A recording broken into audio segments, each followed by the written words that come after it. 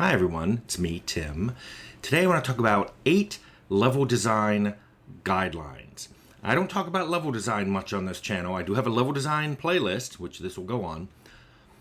And the reason for that is, like art, I don't do level design very much. However, as a game director, you are frequently expected to give guidelines to everyone on your team, not just people whose jobs you've done before.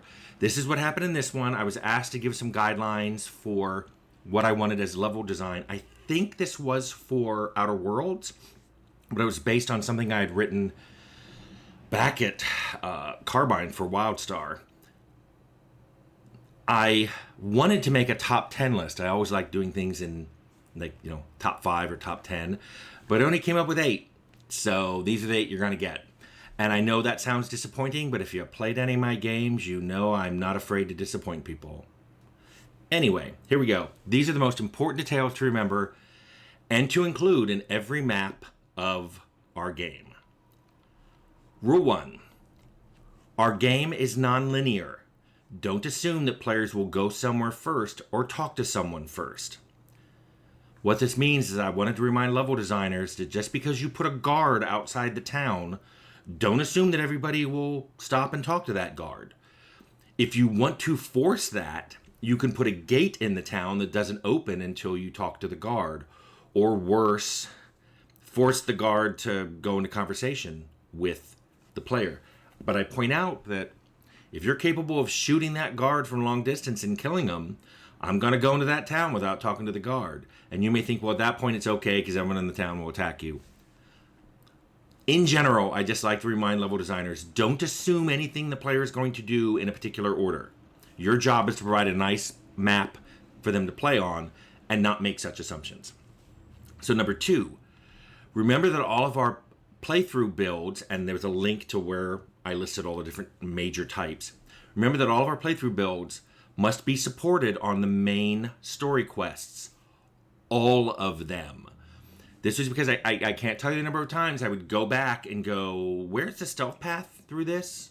Is there somebody I can talk to? Where's my conversation guy gonna go through this area?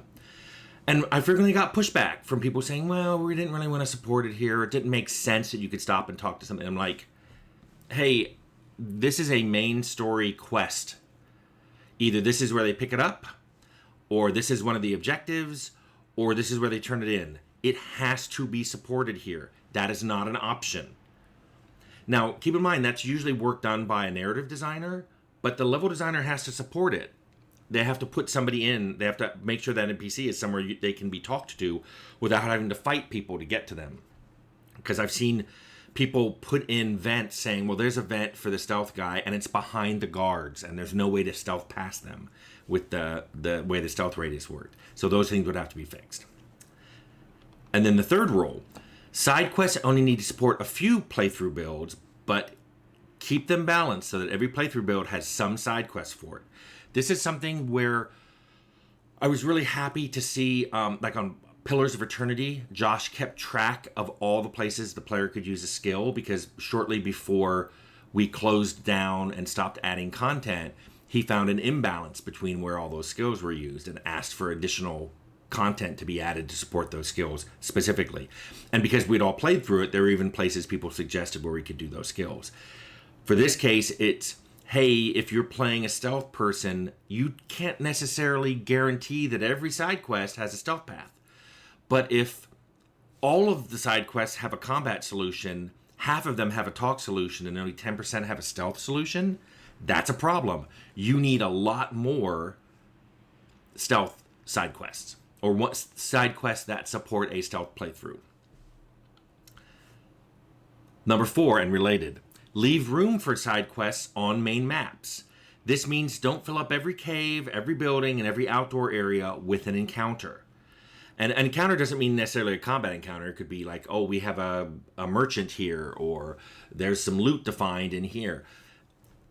Bear in mind that people are going to make a pass through later and may need to add a side quest. We may find, hey, there aren't really any good side quests on this map, or there's no side quests that stealth people can do. So there needs to be some space to do that.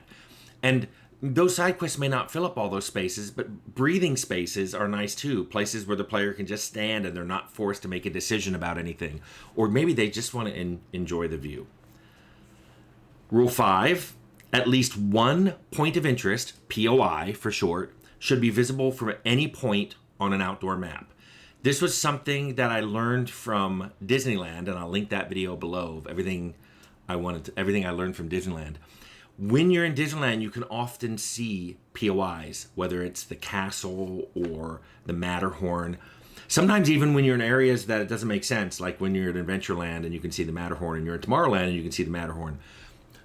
But the point is, having a POI that's visible on an outdoor map helps a lot of people orient themselves. Some people are just not that good at looking around and figuring out where they are, or even looking at a top-down map and going, oh, I know, I'm exactly there. But if they see a giant mountain and they're like, oh, the village is at the base of a mountain, I know at least a direction to go in. Or I'm supposed to follow a river down from that mountain. Well, guess what? There's the mountain. They know how to orient themselves. And those POIs can be anything from a mountain to a really tall structure or building or something that appears in the skybox that's unmoving, like something just floating up in the sky. So POIs can come in all kinds of in flavors and types, but just make sure that when you're on an outdoor map and the player looks around, they can see at least one. 2 or 3 would be great, but at least one. And then rule 6 was about encounters, and I said encounters should always come in at least 2 types. 1, anchored. An anchored encounter is the encounter occurs on or near a visible thing on the map. Ruins, a vehicle, a village. It could even be like a dead body of some kind. Anchored encounters can be multiple creatures. You could have it be a group of bandits. You could have it be a bunch of scientists. It could be a roving, bunch of creatures like hyenas or something, and they're all just, walking around this area. That's an anchored encounter. It's attached visually and maybe even conceptually to a thing on the map. Then there's non-anchored encounters, the other type. These are creatures that move around. They wander an area. Usually it's one creature. It can be 2. I tried to discourage having large groups of creatures that moved around for a lot of reasons. One, it was taxing on the pathing system, and it was hard to make a large group of people who walked look good. Sometimes they'd be too much in sync, or they'd become a conga line of, oh, look, there are those soldiers, and they're walking a conga line down the road. So for the non-anchored ones, I said make it 1 or maybe 2. Plus, because they're not anchored, the player was more likely to trip over them. And if it was a large group, that was a bigger chance for a player wipe. So I basically said, try to keep the non-anchored encounters smaller. And then rule 7, there should be rewarding exploration, meaning I can find places, people, and items that are part of no quest line, main or side. Frequently, this is, you know about this, you find a bunch of ledges and you climb up to a tall point and there's a loot chest. That is the most basic kind of rewarded exploration. Sometimes it can be a view or an achievement to get that view. Like this, you can now see the entire zone achievement. Sometimes there's somebody up there. Maybe not even a quest giver. Maybe there's this, you've met the hermit of the mountain and he sits on the top highest point of this mountain on some ledge. You can do whatever you want with the hermit. He's not there to give a quest. He's just there. Sometimes it might be a place. There may be a cave. There's no side quest or main quest that leads to that cave. There can be a little adventure in the cave. Maybe there's even some loot. But nothing will ever lead you there. You found it because you explored. And I always said, keep some areas on maps for places like that. And then the 8th rule, the last rule, was NPCs that move along regular paths are predictable, and these are better to use for stealth paths than NPCs that randomly walk around. In general, there were 2 ways we could do things in our maps. You could drop down a creature and then mark a set of spline points, and that's where they walk along. And then when they get to the end, there could be a flag either saying, go back, when you get to the last point, go back to the first, so it walked in a circle, or when you get to the end, turn around and go back. There are a lot of other flags, like how close you had to get to each point. Like, do they have to go exactly to the point? Do they have to generally get in that point's area? Then they mark that point as gotten to, and they go on to the next one. So there's a whole bunch of things you can do with paths. But there's another way where you can just drop an NPC and say, here's a radius. You're allowed to move around anywhere in that radius from that point. If that radius is 0, then you just have somebody who stands there and never moves. But as that radius gets bigger and bigger, the NPC walks around.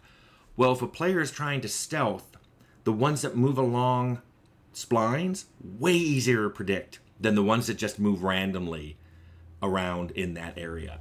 So if that's an area where a stealth person probably has to do something, try to keep NPCs moving along paths or not moving at all. As opposed to, if it's just a combat encounter, there's a bandit camp or a bunch of wild animals that live in a field, then you can put them as they randomly walk around in an area. Okay, those were my 8 guidelines. I never had shared these.